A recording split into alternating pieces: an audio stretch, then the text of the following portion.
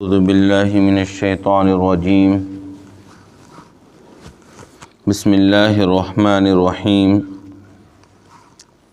ومن لم يستطع منكم طولا ان ينكح المحصنات المؤمنات فمما ملكت ايمانكم من فتياتكم المؤمنات والله اعلم بإيمانكم بعضكم من بعض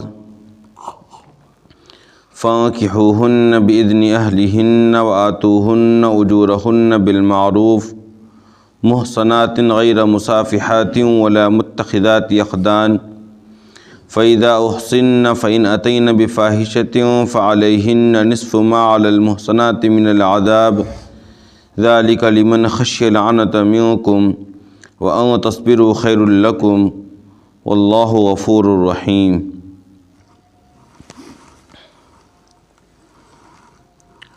اور تم میں سے جو مرد آزاد عورت سے نکاح کرنے کی صلاحیت نہیں رکھتے ہیں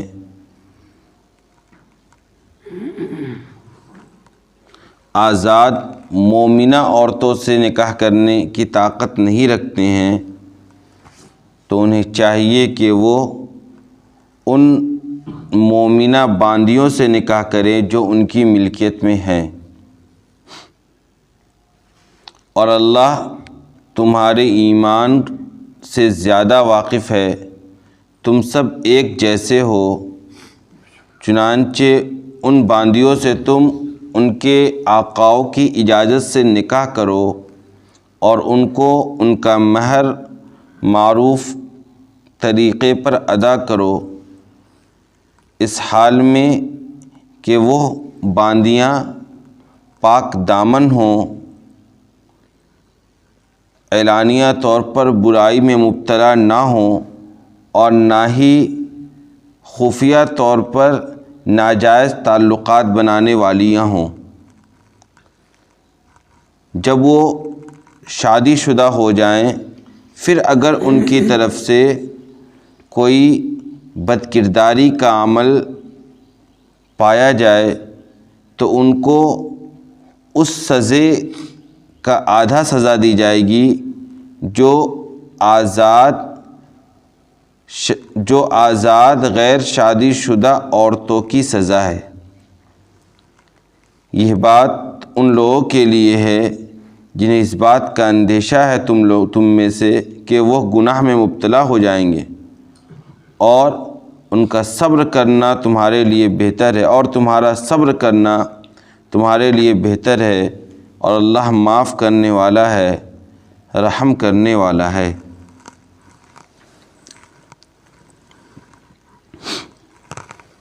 سب سے پہلے اللہ تبارک و تعالیٰ نے ان خواتین کا تذکرہ کیا جن سے نکاح کرنے کو اللہ تبارک و تعالیٰ نے حرام قرار دیا ہے۔ اس کے بعد اللہ تبارک و تعالیٰ نے یہ بات بتلائی کہ ان خواتین کے علاوہ جو بھی عورتیں ہیں دنیا کے اندر ان سے تمہارا نکاح کرنا جائز اور حلال ہے، لیکن اس کے ساتھ یہ شرط رکھی کہ ایک تو نکاح مہر کے ساتھ ہو، اور دوسری شرط یہ ہے کہ نکاح کا جو اسلام کی نظر میں اہم مقصد ہے اور وہ ہے عفت و عصمت کی تحفظ اور اسی کے ساتھ بقائے نسل انسانی کا تحفظ، ان دو مقصدوں کے پیش نظر جب مال مہر ادا کر کے تم نکاح کرو گے تو یہی اللہ تبارک و تعالیٰ کی نظر میں محبوب اور پسندیدہ عمل ہے۔ اور اگر تم صرف یہ چاہتے ہو کہ اپنی شہوت کو پورا کرو اور مال خرچ کر کے تم اگر بد عملی کے اندر مبتلا ہونا چاہتے ہو تو اس کی تمہیں اجازت نہیں ہے، نہ ہی تمہارا ایسے کام میں مال خرچ کرنا جائز ہے اور نہ ہی مال خرچ کر کے اس طرح کے عمل میں مبتلا ہونا حلال ہے۔ اس کے بعد آج کی آیت میں قرآن یہ بتلا رہا ہے کہ دیکھو ہونا تو یہ چاہیے سب سے پہلے کہ تم جب نکاح کرو تو آزاد عورتوں سے نکاح کرو۔ ابتدائی اسلام میں آزاد اور غلام اور باندی کا بھی دور ہوا کرتا تھا، ایک طرف آزاد مرد اور آزاد عورتیں ہوا کرتی تھیں، دوسری طرف وہ خواتین یا وہ مرد حضرات جو قید ہو کر آیا کرتے تھے جنگوں کے موقع پر، تو وہ باندی اور غلام بنا لیے جایا کرتے تھے۔ تو سب سے پہلے یہ حکم دیا گیا مومنوں کو کہ تمہیں جو نکاح کرنا ہے ان عورتوں کے علاوہ جن سے تمہارا نکاح حلال ہے، تو اس میں تم آزاد مومنہ عورتوں سے نکاح کے عمل کو انجام دو، اور اگر تم میں سے کوئی مرد اس کی صلاحیت نہیں رکھتا ہے کہ وہ آزاد عورت سے نکاح کر سکے، صلاحیت نہیں رکھنے کا مطلب یہ ہے کہ آزاد عورت کا مہر بھی زیادہ ہوتا ہے، آزاد عورت کا باندی عورت کے مقابلے میں حقوق بھی زیادہ ہوا کرتی ہیں، لہذا اگر تمہیں یہ لگتا ہے کہ تم آزاد عورت کے حقوق کو ادا نہیں کر پاؤ گے، ان کا جو مہر ہے اس کو ادا نہیں کر پاؤ گے، تو اب تم ایسا کرو کہ تمہارے پاس یا تمہارے معاشرے کے اندر جو باندیاں موجود ہیں، جو کنیزیں موجود ہیں، اور وہ ہیں مومنہ، یعنی وہ ایمان بھی قبول کر چکی ہیں، اسلام کے دامن میں آ چکی ہیں، ان سے تم اب نکاح کر لو۔ یعنی اگر تم آزاد عورتوں سے نکاح نہیں کر سکتے ہو تو ایسا نہیں ہے کہ تم غیر مسلموں سے نکاح کر لو، بہرحال تمہیں نکاح کرنا ہے ایک مومنہ خاتون سے، اور اگر مومنہ خاتون آزاد تمہارے لیے میسر نہیں یا تمہاری طاقت اور صلاحیت نہیں ہے تو پھر تم باندیوں کی طرف جاؤ جو ایمان والی ہوں، لیکن تم اس کے علاوہ کسی اور سے نکاح کرنے کی اجازت، ایسے خاتون سے نکاح کرنے کی اجازت نہیں ہے جن کے پاس ایمان کی دولت نہیں ہے۔ لہذا اس کے بعد اللہ تبارک و تعالیٰ نے کہا کہ اگر تمہیں ایسا لگتا ہے کہ بھائی میں کیا کر رہا ہوں، ایک باندی سے نکاح کر رہا ہوں اور تمہیں عار محسوس ہو رہا ہے، تو ایک بات جان لو، واللہ اعلم بایمانکم، کہ یہ جو آزادی اور باندی، یہ ساری چیزیں جو تمہیں دکھ رہی ہے، یہ سب دنیاوی نظام کا حصہ ہے، ورنہ اللہ تبارک و تعالیٰ کی نظر میں معزز وہ ہے جو سب سے زیادہ تقوی والا ہو، جو اپنے ایمان میں جتنا زیادہ مضبوط ہے وہی اللہ تبارک و تعالیٰ کی نظر میں زیادہ محبوب اور زیادہ پسندیدہ ہے۔ دنیاوی اعتبار سے تمہیں لگتا ہوگا کہ آزاد عورتوں کا اسٹیٹس بڑھا ہوا ہے باندی عورتوں کے لحاظ سے، لیکن اللہ کی نظر میں یہ ساری چیزیں کوئی اہمیت نہیں رکھتی ہے۔ واللہ اعلم بایمانکم، تمہارے ایمان کو زیادہ جاننے والا اللہ ہے۔ ہو سکتا ہے یہ باندی اپنی ایمان، اپنے تقوی اور اپنے اخلاق اور اپنے رب سے محبت کی بنیاد پر ان آزاد عورتوں سے درجہ زیادہ رکھتی ہو اللہ کی نظر میں، جو اللہ تبارک و تعالیٰ کی نافرمان ہیں، جن کا ایمان مضبوط نہیں ہے، جو تقوی کی صفت کے ساتھ متصف نہیں ہے۔ لہذا اللہ تبارک و تعالیٰ کی نظر میں پسندیدہ ہونے کا جو دار و مدار ہے وہ ظاہری آزادی اور ظاہری غلام پن ہونا، یا ظاہری طور پر باندیوں کی کیٹیگری میں آنا، یا ظاہری طور پر کسی کے پاس مال و دولت کا ہونا، یا ظاہری طور پر کسی کے پاس حسن و جمال کا ہونا، یہ نہیں ہے، بلکہ اللہ تبارک و تعالیٰ کی نظر میں محبوب اور پسندیدہ وہ بندہ ہے جس کے اندر سب سے زیادہ تقوی اور پرہیزگاری ہو، جو سب سے زیادہ اپنے رب کا فرما بردار ہو۔ لہذا باندیوں سے نکاح کرنے میں بھی کوئی بات نہیں ہونی چاہیے۔ واللہ اعلم بایمانکم بعضکم من بعض، اور دوسری طرح سے اس طریقے سے سمجھایا کہ دیکھو تم سب ایک جیسے ہی ہو۔ کیا مطلب؟ تم سب کے سب آدم اور حوا کی اولاد ہو، تم سب کے سب آدم اور حوا کی ہی اولاد ہو، بہت زیادہ فرق تمہارے درمیان میں نہیں ہے، لہذا تم ان سے نکاح کر سکتے ہو۔ ہاں، اب جب تم نکاح کر رہے ہو باندیوں سے تو ایسا نہیں ہے کہ یہاں نکاح تم کر لو اور مہر ادا نہ کرو اور ظلم کرو، چونکہ عام طور پر باندی ذہنی طور پر کمزور ہوتی ہے، سماج کے اندر بھی اس کا درجہ نچلا ہوتا ہے، لہذا اب تمہارے اندر وہ جو صفت ہے پہلے سے عورتوں پر ظلم کرنے کا، تم تو آزاد عورتوں کو بھی مہر نہیں دیا کرتے تھے نکاح سے پہلے، یا اگر مہر تم نے طے بھی کر لیا اسلام سے پہلے، یا اگر تم نے مہر طے بھی کر لیا تو تم مہر کے دینے میں ٹال مٹول سے کام لیتے تھے۔ لہذا ایک بات جان لو، آزاد تو آزاد، اگر تم نکاح باندیوں سے بھی کر رہے ہو، فَانْكِحُوهُنَّ بِإِذْنِ أَهْلِهِنَّ وآتوہن اجورہن بالمعروف۔ تو یہاں بھی دو چیزیں ہیں، ایک جن آقاؤں کے زیر سرپرستی میں اور زیر ملکیت میں یہ باندیاں ہیں، اولاً تو ان سے تم کو اجازت لینی ہے، یعنی اگر آپ ایک آزاد خاتون نکاح کرنا چاہتی ہے تو وہ اپنے نکاح کے سلسلے میں اگر بالغ ہے تو خود مختار ہے، وہ اپنا فیصلہ خود لے سکتی ہے۔ لیکن شرعی طور پر اگر کسی باندی سے آپ نکاح کر رہے ہیں تو صرف اس باندی کی رضامندی کافی نہیں ہے، بلکہ جس کی ملکیت میں وہ باندی ہے اس کا جو آقا ہے اس سے اجازت لینی ضروری ہے، نمبر ایک۔ اور نمبر دو، اور ان کو ان کا مہر ادا کرو قاعدے کے مطابق۔ کیا مطلب؟ جو تم نے ان کا مہر طے کیا ہے وہ پورا مہر ان کو تم دو۔ صرف اس بنیاد پر مہر کے اندر کمی کرنے کی تمہیں اجازت نہیں ہے کہ وہ کیا ہیں، تمہارے سماج میں باندی کی حیثیت رکھتی ہیں، صرف اس بنیاد پر تم ان کے مہر میں اندر کمی نہیں کر سکتے اور ان کے مہر کی ادائیگی میں ٹال مٹول سے کام نہیں لے سکتے ہو۔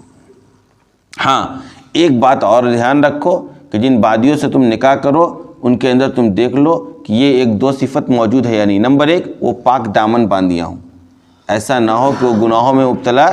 رہنے والی ہوں، نہ ہی اعلانیہ طور پر وہ گناہ مبتلا رہنے والی ہوں، ولا متخذات اخدان، اور نہ ہی خفیہ طور پر وہ ناجائز تعلقات کے اندر ملوث ہو۔ یعنی یہ چیز ضرور دیکھ لو کہ جن باندیوں سے تم نکاح کر رہے ہو پاک دامن ہے کہ نہیں ہے۔ اور یہ چیز تو انسان کو عام آزاد عورتوں میں بھی دیکھنا چاہیے کہ جس سے ہم نکاح کرنے جا رہے ہیں وہ کہیں ایسا تو نہیں کہ گناہوں کے اندر مبتلا رہنے والی خاتون ہے، اس کا دھیان مرد کو رکھنا چاہیے۔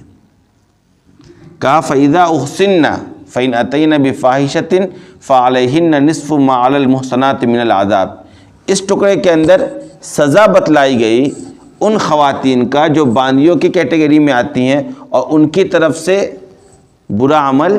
پایا جائے۔ پیچھے یہ سزا آئی تھی آزاد مومنہ عورتوں کا، اور ان کی سزا یہ تھی کہ اگر ان کی طرف سے بے حیائی پائی جائے تو اگر وہ غیر شادی شدہ ہیں تو ان کو 100 کوڑے ماری جائیں گے، اور اگر وہ شادی شدہ ہیں تو ان کو رجم کیا جائے گا، سنسار کیا جائے گا۔ اس آیت کے اندر باندیوں کے بارے میں بتلایا گیا کہ ان کی جو سزا ہے وہ آدھی سزا ہے ان خواتین کے مقابلے میں جو غیر شادی شدہ آزاد ہیں۔ غیر شادی شدہ آزاد خواتین کی سزا کتنی تھی؟ 100 کوڑے۔ لہذا ان کی طرف سے اگر ان باندیوں کی طرف سے اس طرح کا عمل پایا جائے گا تو ان کو سزا کے طور پر 50 کوڑے مارے جائیں گے۔ یہاں جو لفظ محصنات استعمال کیا گیا ہے فَعَلَيْهِنَّ نِصْفُ مَا عَلَى الْمُحْصَنَاتِ، یعنی ان کو آدھی سزا دی جائے گی اس سزا کے مقابلے میں جو محصنات پر ہے۔ یہاں محصنات سے مراد غیر شادی شدہ آزاد عورتیں ہیں۔ کیوں؟ کیونکہ جو آزاد عورتیں ہیں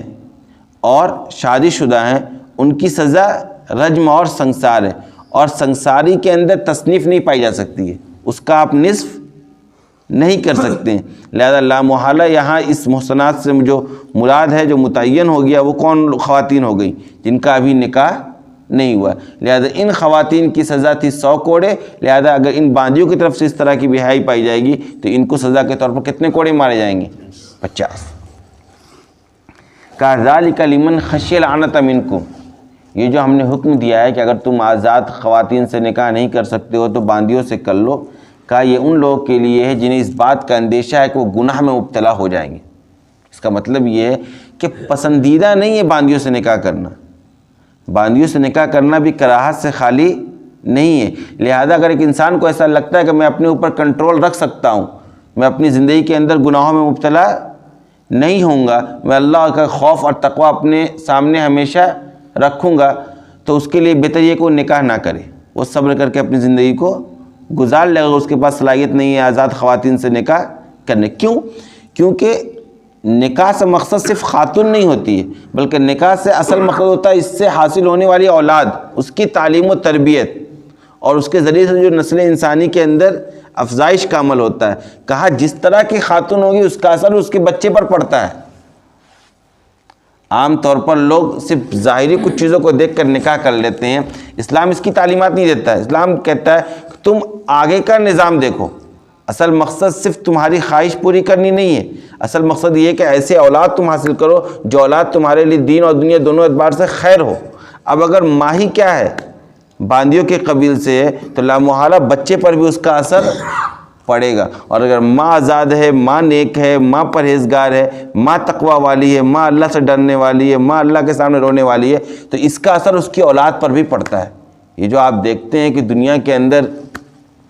بڑے سے بڑے علماء اور بزرگ اور محدثین گزرے ہیں، ان کے پیچھے ان کی ماؤں کا ہی کارنامہ ہے۔ کل میں ایک تقریر سن رہا تھا، امام بخاری رحمۃ اللہ علیہ کہ جب عمر 6 سال کی تھی تو ان کی آنکھ کی بینائی چلی گئی۔ امام بخاری رحمۃ اللہ علیہ کا پورا نام تھا محمد ابن اسماعیل، محمد ابن اسماعیل۔ جب آنکھ کی روشنی چلی گئی تو ان کی ماں کو بہت زیادہ فکر لاحق ہوئی، اور انہوں نے جو زار و قطع رونا شروع کیا اللہ کے سامنے اور دعا کرنی شروع کی، اور اللہ سے دعا کی کہ یا اللہ میں نے اپنے بچے کا محمد نام اس لیے رکھا تھا تاکہ میرا یہ بچہ محمد عربی حضرت محمد مصطفیٰ صلی اللہ علیہ وسلم کی احادیث کی خدمت کرے، ان کی احادیث پر یہ